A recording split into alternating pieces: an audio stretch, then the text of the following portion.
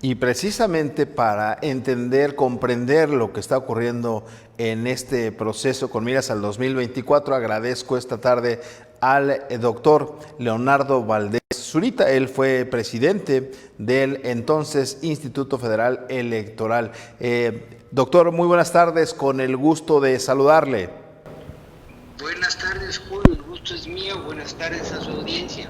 Primero, ¿cuál es su interpretación precisamente con el papel del hoy Instituto Nacional Electoral sobre estas medidas que se están tomando tanto por parte de los integrantes del Frente Amplio por México como de los aspirantes de Morena a la candidatura presidencial? Muy tempranas las precampañas.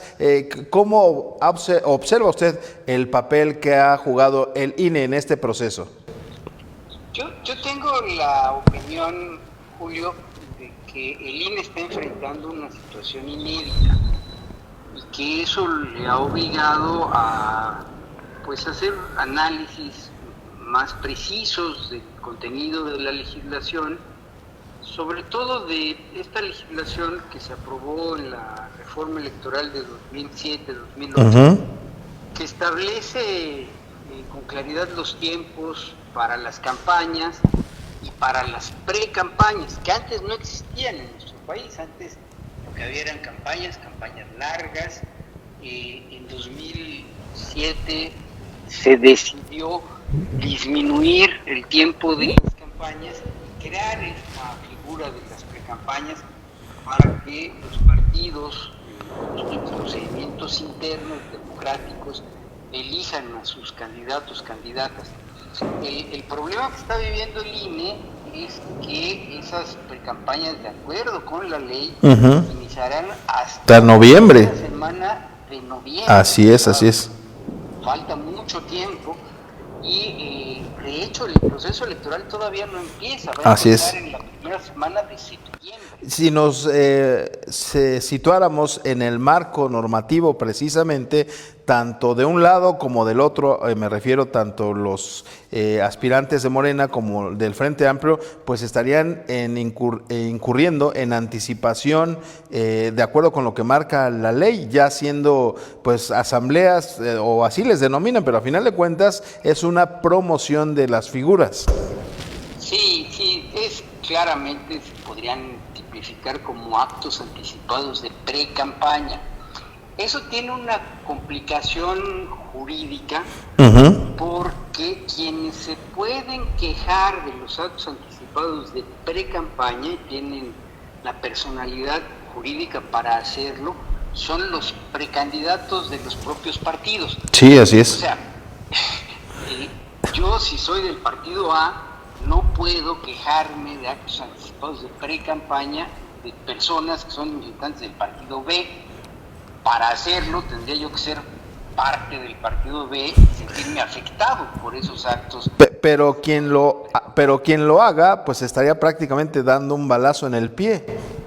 Efectivamente, porque pues todos están haciendo esta promoción con un matiz que no es menor. Que claro. Que en este diálogo que están construyendo con las resoluciones del INE, las sentencias del tribunal, se va a despejar esa diferencia.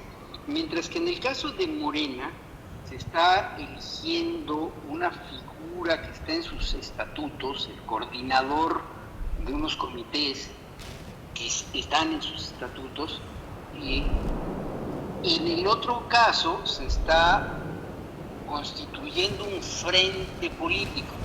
Es una asociación de partidos políticos. Así es. Que está en la ley, y eso le permite a los partidos políticos hacer ciertas cosas, como por ejemplo elegir a quién será el coordinador o el dirigente de ese frente. Entonces ahí sí hay un matiz que no es menor y que sí puede llevar a las autoridades electorales a tomar decisiones diferenciadas entre esta figura interna de Morena, de sus estatutos, en donde además hay un problema, hay un agravante. Sí. Sucede que hay dos personas que no son miembros de Morena, pero están compitiendo Así para es. obtener un cargo al interior de Morena. ¿Se refiere usted al Partido Verde y al Partido del Trabajo? Efectivamente, hay dos personas que fueron invitadas por Morena, un militante del Partido del Trabajo, un militante del Partido Verde, que están compitiendo para esa posición que es una posición estatutaria del Partido Morena. De tal suerte que, bueno, son muchas complicaciones las que se están produciendo, va a ser un proceso muy litigioso. Y bueno, si esto está sucediendo así antes de que empiece el proceso electoral, yo me imagino que cuando empiece el proceso electoral va a haber muchísimas más quejas. Sin duda, con el riesgo de judicializarse, ¿no? Se está judicializando con demasiada anticipación el proceso electoral. Siempre los procesos electorales terminan judicializándose porque así lo decidimos. Claro. Al aprobar la ley, el Tribunal Electoral, el que califica en definitiva las elecciones. La elección presidencial. Claro.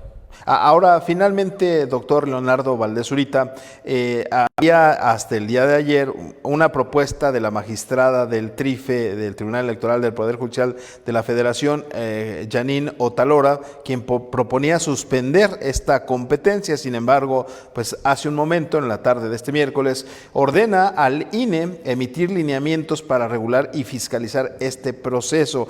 ¿Es la ruta correcta la que el TRIFE está enviando o simplemente está pasando a la cancha del INE un problema que no se ha resuelto? No, yo pienso que es una ruta correcta porque hay que tener en cuenta que hay un antecedente. La semana pasada, la misma magistrada Otalora propuso una resolución muy parecida para el caso de Morena, para que se suspendiera el proceso interno de Morena, y la mayoría de los magistrados no estuvieron de acuerdo, pero le ordenaron al INE que hiciera reglas para el desarrollo del proceso interno de Morena. Ahora han hecho exactamente lo mismo. Digo, la magistrada Otalora mantuvo su criterio, lo cual es correcto, pero la mayoría de los magistrados también mantuvieron su criterio y le dan un plazo, me parece, 5 días, al INE para que establezca las reglas del proceso de selección del frente que se está constituyendo. Con otro dato interesante, los partidos que forman parte de ese frente ya iniciaron el procedimiento legal para registrar el frente ante el INE.